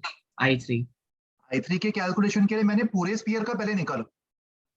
हाँ पूरे स्पीयर का 2 के अबाउट, हाँ करेक्ट, 2 और 3 का बोल रहे, सही बोल रहे। पूरे स्पीयर का 2 के अबाउट 2/3 mr² एंड फिर 3 के अबाउट प्लस mr², 5/3 mr²। सही यस बोल रहे यस तुम, वही कर रहे हैं अपन, 2 से 3, उससे I3 आया। ठीक है, I5 का आंसर आ जाए तो बताओ मुझे। सर सेम I1 की तरह 2/3 mr² सर, यस, मतलब वेरी गुड, वेरी वहां गुड, से सही। सेंटर ऑफ क्या? मास का जो डिस्टेंस है वो R/2 आ गया, इसीलिए R/2 है, करेक्ट। यहाँ पे सेंटर ऑफ मास का लोकेशन बहुत ही स्ट्रेटेजिक है, R/2 पे होता है ना हेमिस्फीयर के लिए। तो ये वाला यस डिस्टेंस भी सर R/2 होगा। इसको अगर मैं सेंटर ऑफ मास मान रहा हूँ, तो सेंटर ऑफ मास के अबाउट अगर मैं IC मान रहा हूँ, मोमेंट ऑफ इनर्शिया, तो एक्सिस 1 और एक्सिस 2 के अबाउट सेम दिख रहा है। नहीं सॉरी, एक्सिस 1 और एक्सिस 5 के about. I5 is IC plus m R/2 का square and I1 is also IC plus m R/2 का स्क्वायर। तो इससे ऑब्जर्व कर पा रहे हो I5 और I1 सेम होगा। सर I5 का एक और एक्सप्लेन कर सकते हैं? देख I5 निकालने का तरीका क्या होगा, सबसे पहली बात, शॉर्टकट ट्रिक अप्लाई नहीं कर पाएंगे ना इसके अबाउट। Yes green sir. और पर्पल हाफ्स दोनों का लोकेशन I5 के अकॉर्डिंग सिमेट्रिकल नहीं होगा। हाँ लेकिन पर्पल का ज्यादा है ना। पर्पल का ज्यादा होगा, वेरी गुड। तो इसलिए यहाँ पे वो ट्रिक अपन अप्लाई नहीं करेंगे, तो अभी मैं खाली ग्रीन वाले हाफ को कंसिडर करूंगा। And yes green sir. वाले हाफ के लिए मैंने सेंटर ऑफ मास से पास होने वाले ये वाले एक्सिस का रेफरेंस लिया, इसको मैंने आईसी मान लिया। तो इसको अगर मैं आईसी मान रहा हूँ, तो I1 को मैं IC plus M R by two का स्क्वायर लिख सकता हूँ by parallel axis theorem for only hemisphere, for only upper half. यहाँ पे कंप्लीट तो ले ही नहीं रहे अपन I5 में, खाली अपर हाफ ले रहा हाँ हूं। तो अपर हाफ के लिए मैं I1 को IC plus M R by two का स्क्वायर लिख सकता हूँ। And yes similarly sir. I5 जो है वो भी आईसी से आर बाई टू की डिस्टेंस पे। तो बाय द सेम हाँ पैरेलल एक्सिस थ्योरम I5 को भी मैं I1, अच्छा सॉरी ये प्लस होना चाहिए इधर, I1 plus 2/3 M R square लिख सकता हूँ। Yes sir. सॉरी मैंने ये इक्वेशन इधर लिखा था, I5 को भी मैं I1 plus IC plus M into R by two का स्क्वायर, ये भी पैरेलल एक्सिस थ्योरम से लिख सकता हूँ एंड ये भी पैरेलल एक्सिस थ्योरम से लिख सकता हूँ। ये समझ में आया? यस सर और समझ इन गया। दोनों को कंपेयर करके I1 और I5 सेम आ रहे हैं ना, यस सर। तो I5 जो है वो, कोइंसिडेंटली। यस कोइंसिडेंटली, क्योंकि इसके इसमें centre of mass R by two पे, कोइंसिडेंटली खाली हेमिस्फीयर के लिए ये डिस्टेंस और ये डिस्टेंस सेम है, तभी वो सेम आ रहा है। यस ये तो मुझे समझ गया। कैलकुलेशन करना पड़ता, बट तरीका सेम होता, सेम टेक्निक यूज करते। समझ गया। Okay, How did you get I3? For I3 complete sphere का निकाल ले पहले। कंप्लीट स्फीयर का जो I3 होगा वो 2/3 M R square plus M R square by parallel axis theorem for complete sphere, है ना? Yes, sir, understood. सर हम लोग I5 को परपेंडिकुलर एक्सिस थ्योरम से भी निकाल सकते हैं ना, लाइक I2 और I5 को ये करते हैं I2 के हेल्प इसको से। I5 को हम लोग I2 के हेल्प से भी निकाल सकते हैं ना परपेंडिकुलर एक्सिस थ्योरम से। बट और कौन सा I2 और कौन सा लेगा, उसके लिए तो फिर ये एक्सिस की जरूरत पड़ेगी ना, इसका भी तो नहीं पता। अच्छा हाँ सर। अच्छा अभी अगर मान ले इसको मैं एक्सिस 6 मान लेता, तो I5 I2 मिलने के बाद मैं I6 को बोल सकता था I2 plus I5 by perpendicular axis theorem, right? Yes sir.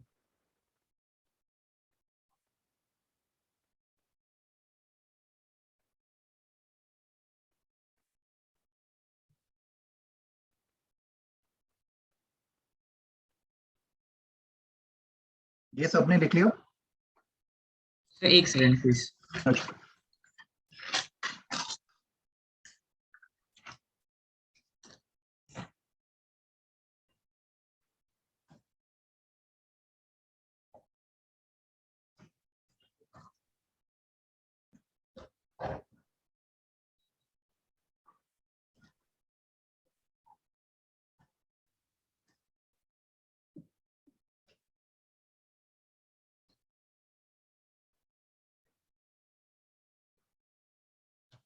Sir वो लास्ट वाले I6 is equal to I2 plus I5 में वो बस एक thin like oh thin yes yes yes, sorry my bad, मैंने मिस्टेक कर दी थी, सही बोल रहे हो, थैंक यू।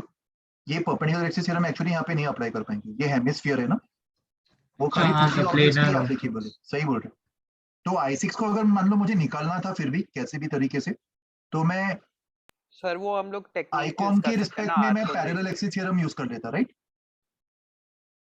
I6 को ओके मैं सर लिखता आइकॉन IC प्लस ये वाला डिस्टेंस को अगर मैं L मान लूं, तो L का स्क्वायर जो है वो R by two square plus R square होगा, तो ये 5R 5R square plus square by 4 हो 4 जाएगा, यस। तो इससे मैं निकालता, parallel perpendicular axis theorem use नहीं कर पाएंगे, वो खाली 2D ऑब्जेक्ट्स के लिए यूज करते हैं, राइट? तो मैंने जो मिस्टेक किया था वो तुम लोग अवॉइड करना नेक्स्ट टाइम से।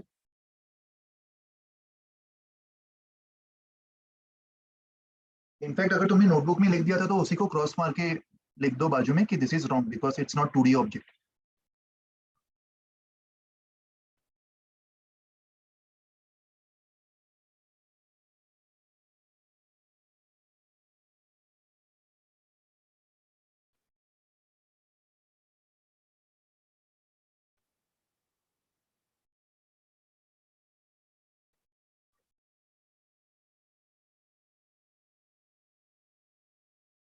सर हॉलो हेमिस्फेयर का I5 क्या होगा? आपने तो वो हॉलो स्फीयर का निकाला है ना, 2 हाँ बाई ना, three hollow M square. Hemisphere का ही तो निकाला i5। तो हॉलो स्फीयर का भी सेम है? हॉलो स्फीयर का से तो 2/5 mr² प्लस mr²। पूरे स्फीयर अच्छा का अच्छा, तो i5 i4 सेम होता ना। यस सर, सॉरी, पूरे स्फीयर का i5 और i3 सेम होता। ये यस सर i5 और i3 सेम है पूरे स्फीयर के लिए। तो अपन हेमिस्फीयर का ही निकाल रहे हैं ये i5। समझ गया ना? Yes sir. चलो ठीक है, अभी आगे देखिए, हो गया लिख के। Yes sir. देखो अभी नेक्स्ट कॉन्सेप्ट जो है उसमें सर्कुलर मोशन का थोड़ा रिवीजन कर लो, ये आगे बहुत काम आएगा अपन को। So, सर बस 1 सेकंड प्रीवियस पेज कर सकते हैं, एक लास्ट। Yes sir. हाँ, रोटेशन का जो असली पार्ट है वो अभी अपन नेक्स्ट टाइम से स्टार्ट करेंगे, जिसमें टॉर्क कैसे निकालते हैं, टॉर्क इक्वेशन कैसे लिखते हैं, वो सारी चीजें। उससे पहले सर्कुलर मोशन अच्छे से स्ट्रॉन्ग कर लो अपना। कोई भी बॉडी अगर मान लो किसी एक्सिस के अबाउट, मान लो ये बॉडी का एक्सिस है और ये अपने एक्सिस के अबाउट अगर ओमेगा एंगुलर स्पीड से रोटेट कर रहा है,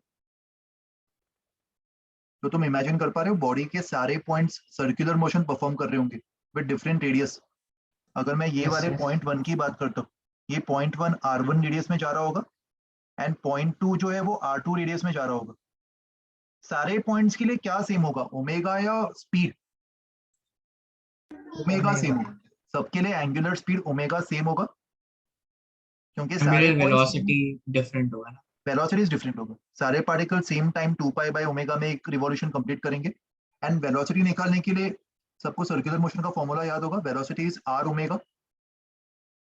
तो पार्टिकल 1 Yes, का जो yes. वेलोसिटी है वो v1 will be equal to omega r1 and particle 2 का v2 will be equal to omega r2। Sir लेकिन जरूरी थोड़ी है कि ओमेगा हमेशा सेम होगा, लाइक एंगुलर स्पीड हमेशा सेम होगा, बिकॉज लाइक इंटरनल एनर्जी भी तो होता है, सो लाइक कोई कोई पार्टिकल्स। एनर्जी को छोड़ दे, वो अलग चीज है। मुझे एक लॉजिक बता कि ये ऑब्जेक्ट को अगर मैं इस एक्सिस के अबाउट फिक्स कर दूं और इसके इसके अबाउट अगर ये ऑब्जेक्ट रोटेट कर रहा है, हाँ वो तो तो डोंट यू absolutely। थिंक कि जितने टाइम में पार्टिकल 1 ये सर्कल कंप्लीट करेगा, उतने ही टाइम में पार्टिकल 2 भी ये सर्कल कंप्लीट कर जाएगा? दोनों को ये यस सर्कल यस। कंप्लीट करने में सेम टाइम लगा होगा। ये बात लॉजिकल लग रही? तो अगर सेम टाइम लगा है और स्पीड और टाइम भी सेम है और फिर डिस्टेंस डिफरेंट है, तो स्पीड भी तो डिफरेंट होगा। हाँ, तो डिफरेंट होगा स्पीड। मैं भी तो वही बोल रहा हूँ, मैं कहाँ बोल रहा हूँ कि स्पीड सेम। स्पीड नहीं, डिफरेंट आपने है। लिखा ना same for all the points. Omega is same because angular displacement same है दोनों के लिए, 2π। अच्छा हाँ, यस अच्छा हाँ, यस तो यस ओमेगा सेम हो जाएगा, समझा? टाइम सेम है yes sir. And theta same है यस सर। दोनों पार्टिकल्स के लिए। So omega will be same, v will be different. Yes sir, समझ।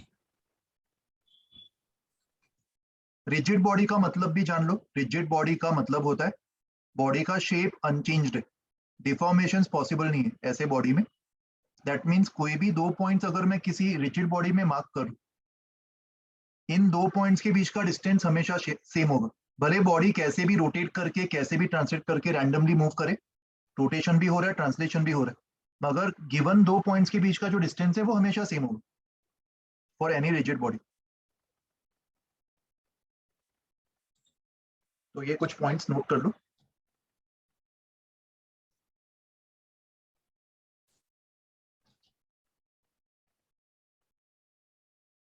सर मतलब उनमें इलास्टिसिटी वाला प्रॉपर्टी नहीं रहता है ना? नहीं रहेगा, करेक्ट। इलास्टिसिटी वाला प्रॉपर्टी अपन नेग्लेक्ट कर रहे हैं।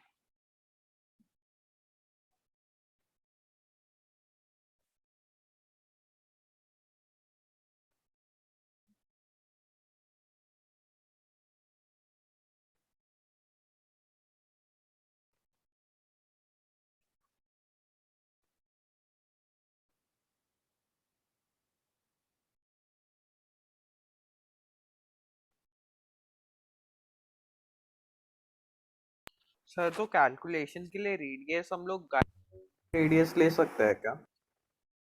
क्या बोल रहे हो, वापस बोलो। सर एक बॉडी का गायरेशन रेडियस को हम लोग कैलकुलेशन के लिए यूज कर सकते हैं क्या? जो भी फॉर्मूला भी किसकी कैलकुलेशन के लिए?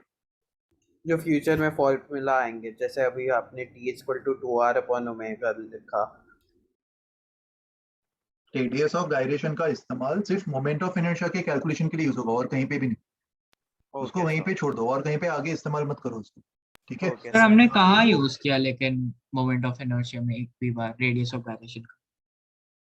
अगर मान ले देखो सवाल में बोलते हैं कि कोई एक रैंडम सा ऑब्जेक्ट है, हाँ इसका रेडियस ऑफ गायरेशन इस एक्सिस के अबाउट k है, रेडियस ऑफ अच्छा गायरेशन k है, यस तो तू मोमेंट ऑफ इनर्शिया कैसे निकालेगा? सिंपली mk² कर देगा, यस सर।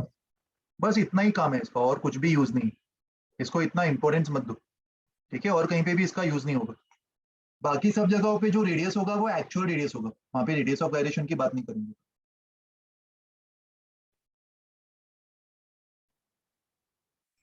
सर हम लोग अर्थ का भी moment of inertia find out कर सकते हैं ना कि? हाँ, बट उसमें एक अजम्पशन हमें करना पड़ेगा कि अर्थ एक यूनिफॉर्म सॉलिड स्फीयर है, जो कि एक्चुअल में ट्रू नहीं है। यस बट हाइपोथेटिकली अगर अपन ऐसा अज्यूम करते कि अर्थ यूनिफॉर्म सॉलिड स्फीयर है, तो उसके किसी भी एक्सिस के अबाउट जो उसके डायमीटर से पास हो रहा है, मोमेंट ऑफ इनर्शिया 2/5 mr² अपन लगभग अज्यूम कर सकते हैं, ठीक है। सॉलिड स्फीयर का रिजल्ट। यस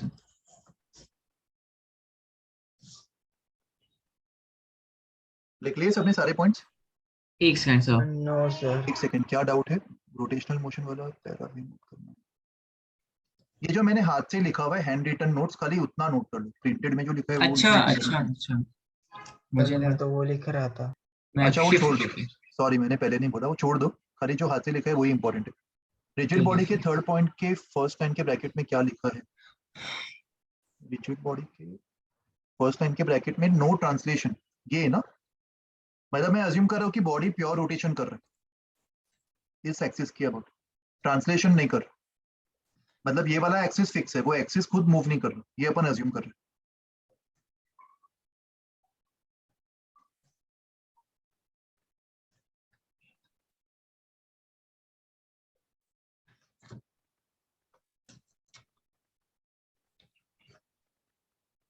सर तो क्या रोटेशनल मोशन में मोमेंट ऑफ इनर्शिया का काम आएगा सर? बहुत ज्यादा। मुझे बताओ लॉज ऑफ मोशन में मास का काम आया था तुम्हें? Yes sir. तो जितना इंपॉर्टेंस मास का काम था और लॉज ऑफ मोशन, उतना ही same exactly same importance moment of inertia का होगा रोटेशनल मैकेनिक्स में। फर्क इतना था कि तुम्हें लॉज ऑफ मोशन में मास सवाल में दिया जाता था, राइट? ये ब्लॉक का मास 2 kg है, इसका 5 kg है। Yes sir. Rotational yes. Mechanics में मोमेंट ऑफ इनर्शिया तुम्हें निकालना पड़ेगा using all the theories and techniques that we discussed till now. And फिर हमें टॉक ये सब निकालना पड़ेगा। यस, बेसिकली लेंदी हो जाता है, it's not like conceptually difficult. धीरे धीरे प्रैक्टिस हो जाएगी, प्रैक्टिस के साथ वो चीजें कम लेंदी लगनी शुरू हो जाएगी। तो ब्लू क्या हाईलाइटेड है? No translation. प्योर रोटेशन का मतलब वो ट्रांसलेशन या फिर अपनी जगह से हिल नहीं रहा, वो खाली उसके अबाउट रोटेट कर रहा। सर अभी आगे आप और करा रहे हो? है ना टाइम अभी? भूख लग हाँ, गई क्या हाँ। अभी से? है सर, नहीं। हाफ एन आवर है। पढ़ लो यार, अभी अपन को वैसे ही हफ्ते में खाली 2 ही लेक्चर्स मिल रहे हैं, टॉपिक भी बड़ा है, तो एटलीस्ट जो ऑफिशियली टाइम मिल रहा है वो तो पूरा यूटिलाइज करते। हो गया लिख के? असली रोटेशनल Yes, sir. मैकेनिक्स तो चालू ही नहीं हुआ अभी तक।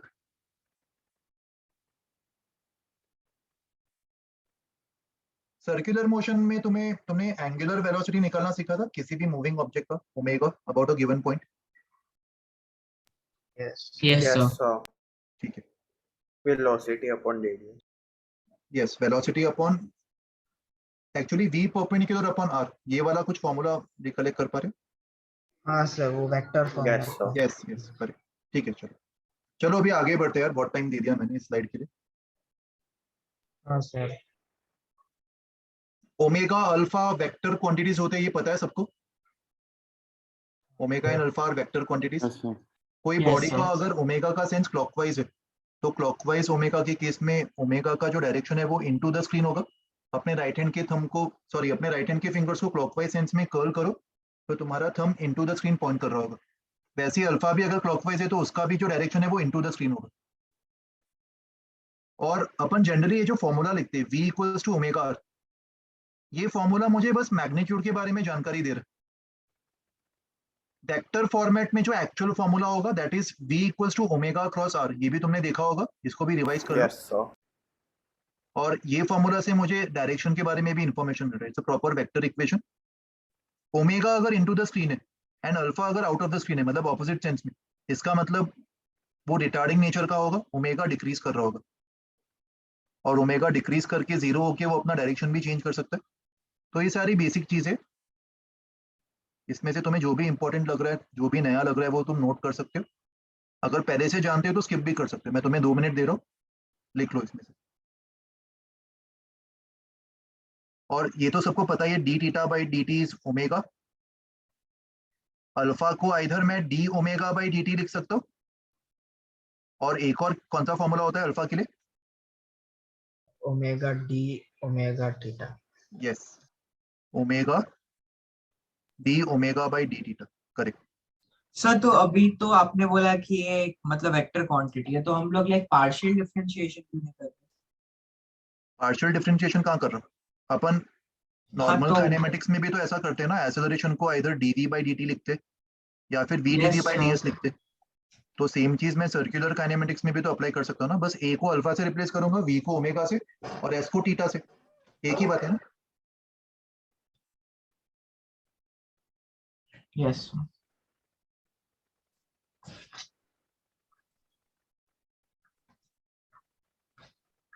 So because one of the chapters में सर ने हमें like partial differentiation करवाया था।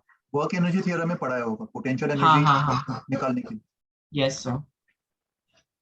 बट यहाँ पे अपन पार्शियल डिफरेंशिएशन यूज नहीं कर रहे, अपन नॉर्मल डिफरेंशिएशन ही कर रहे।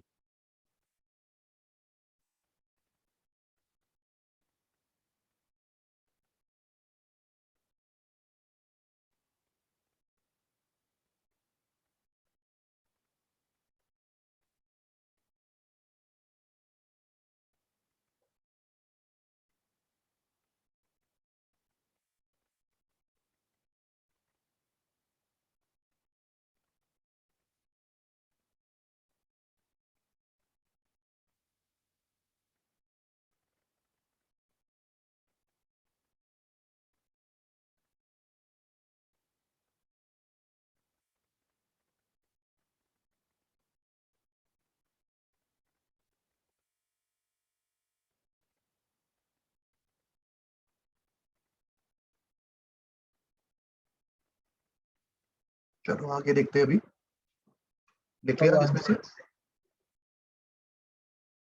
Yes, sir.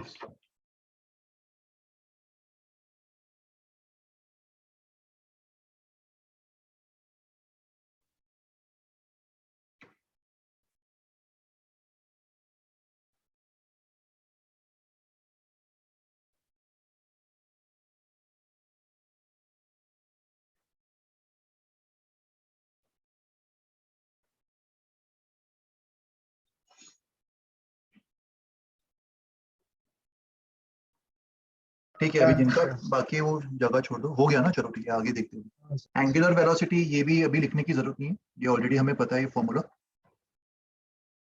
ये सब तुमने सर्कुलर मोशन में पढ़ा होगा।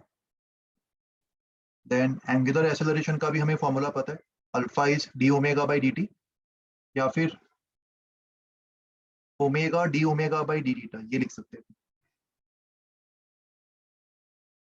जिस तरीके से अपन काइनेमेटिक्स की इक्वेशन लगाते थे, v equals to u plus a t, वैसे ही सर्कुलर पैरामीटर्स पे भी अप्लाई कर सकते हैं। ये भी तुमने देखा होगा सर्कुलर मोशन में। Yes, So, sir. Yes, sir. Same सारी सेम चीजें अपन सर्कुलर पैरामीटर्स पे भी अप्लाई कर सकते हैं। ठीक है, तो ये भी लिखने की जरूरत नहीं है, जरूरत पड़े तो तुम बस इसको एक बार पढ़ के रिवाइज कर लेना। आज के लेक्चर नोट्स में डाल दूंगा मैं सारी चीजें। ये equations of kinematics, average velocity को u प्लस वी अपॉन टू, वैसे ही एवरेज ओमेगा को initial omega plus final omega upon two. ये सारे इक्वेशंस ऑफ काइनेमेटिक्स कौन से केस में अप्लाई कर सकते हैं? Only when acceleration Alpha is Acceleration is constant. तो वैसे ही अगर सर्कुलर में भी खाली अगर अल्फा कांस्टेंट हुआ तभी अपन ये अप्लाई करेंगे। अगर वेरिएबल हुआ तो फिर अपन बेसिक से सॉल्व करेंगे, डिफरेंशिएशन वाला फॉर्मूला ये यूज करेंगे अगर अल्फा भी वेरिएबल हुआ तो। अच्छा, रिवॉल्यूशंस पर मिनट को रेडियंस पर सेकंड में कन्वर्ट करना भी आना चाहिए। ये सारी छोटी छोटी चीजों की वजह से क्वेश्चन में स्टक नहीं होना चाहिए। आई होप सब लोग इससे कंफर्टेबल हो, इसको भी रिवाइज कर लेना। ओमेगा का हम हमेशा अपन एसआई यूनिट्स यूज करेंगे सवाल में, रेडियंस पर सेकंड। तो अगर रिवॉल्यूशंस पर मिनट में दिया हुआ है ओमेगा सवाल में तो कन्वर्ट कर देना 2π/60 से मल्टीप्लाई करके। ये रिलेशन भी सबको याद होना चाहिए। आर्क का length is radius into theta, differentiate करने पर टेंजेंशियल वेलोसिटी, सर्कल में घूमने वाले पार्टिकल का वेलोसिटी हमेशा टेंजेंशियल डायरेक्शन में ही होगा which is r omega. Tangential sir. Acceleration, tangential acceleration के दो पार्ट्स होते हैं। देखो सर्कुलर मोशन में वेलोसिटी इज ऑलवेज टेंजेंशियल, इसका डायरेक्शन टेंजेंशियल के अलावा कुछ हो नहीं सकता, हमेशा टेंजेंशियल होगा। whereas acceleration will have two parts, tangential component and centripetal component। tangential component को अल्फा r लिख सकते एंड सेंट्रीपिटल को ओमेगा स्क्वायर r या फिर v स्क्वायर बाय r। ये सबसे कंफर्टेबल हो सब लोग? Yes, sir. Yes, ये sir. रोटेशन में ये सारी चीजें as a basic thing use होने वाली, तो इसको ये सब अच्छे से आना चाहिए, तभी आगे की चीजें प्रॉपर्ली समझ में आएगी। नेट एक्सेलरेशन जो है वो सेंट्रीपिटल का स्क्वायर प्लस टेंजेंशियल का स्क्वायर का अंडर रूट हो जाएगा ऑब्वियसली।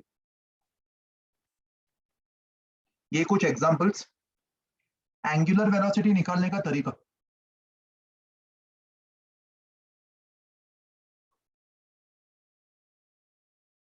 एक सेकंड, ये ऑलरेडी सॉल्व किया हुआ है इधर। तुमने पहले ऐसे टाइप के एग्जांपल किए सर्कुलर में, कोई पार्टिकल जा रहा है और उसका एंगुलर स्पीड किसी पॉइंट के अबाउट निकलना। Do you want me to revise या तुम्हें आता है ये पहले से?